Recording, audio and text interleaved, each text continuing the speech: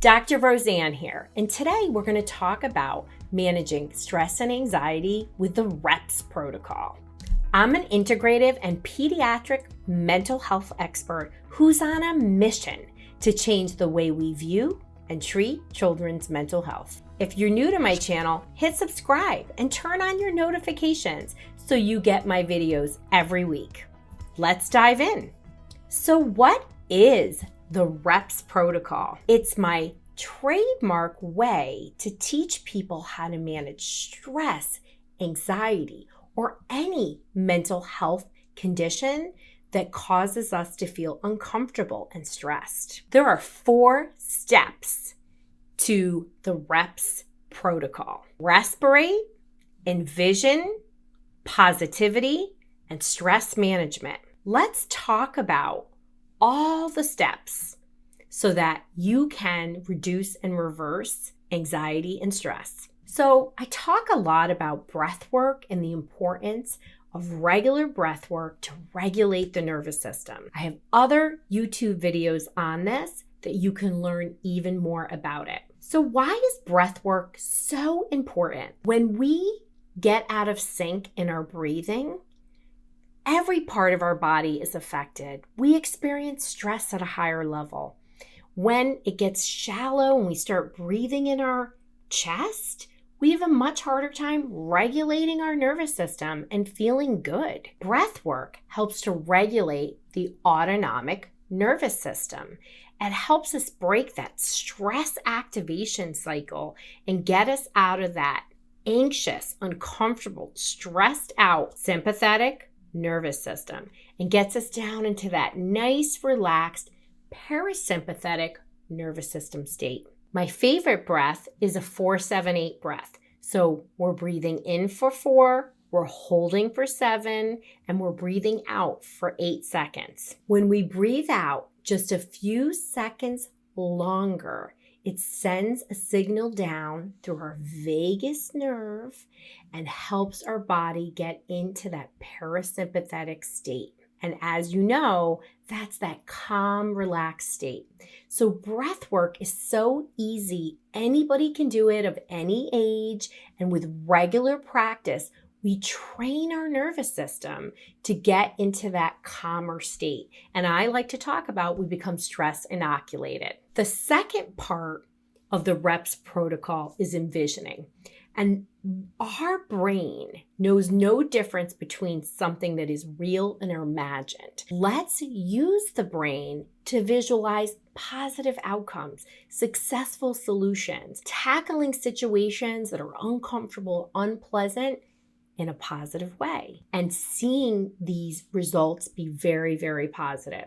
Now, what's really key about envisioning is adding that sensory tactile component. Seeing yourself not just being successful, but feeling it. What smells do you notice? What tastes do you notice? How does the sun feel on you? Maybe it's dark. You have to get into and use the brain so that our brain can see those positive solutions. I often talk about athletes and how they use visualization to be successful in their lives. The same can be said with somebody who's experiencing uncomfortableness about joining into a social group or taking a test. So how do we do that? In the case of a student who's new to a school, they have to visualize themselves being there, maybe going up to a student and practice saying those things, trying to see themselves there, and pulling back when those negative thoughts come in. My third step is positivity. Positivity and being kind to yourself in your inner dialogue is key. Many children, and certainly adults, are harsh critics of themselves.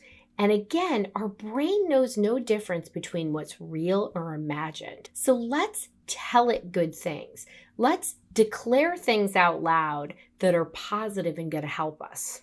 Being positive sometimes is something we're born with, and other times they have to work towards it.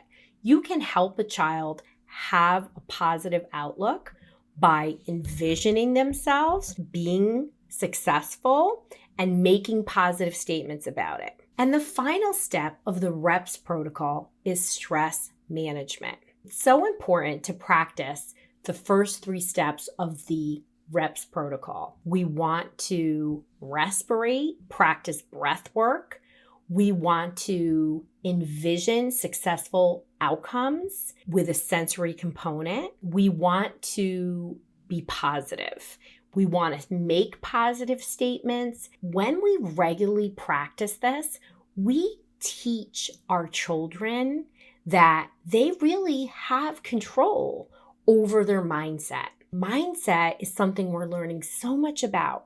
Why does one person experience stress and another not in the same situation? It's how we view things. And building that resiliency mindset, if you're not born with it, is something you can learn to do. And that's what the REPS protocol is all about. And stress management, that 4th component, is regularly practicing some type of stress technique, a minimum of 10 minutes a day. So that could be breath work, it can be yoga, it can be biofeedback, it can be meditation. There are lots of things that we can do to help regulate our nervous system. But the REPS protocol is different.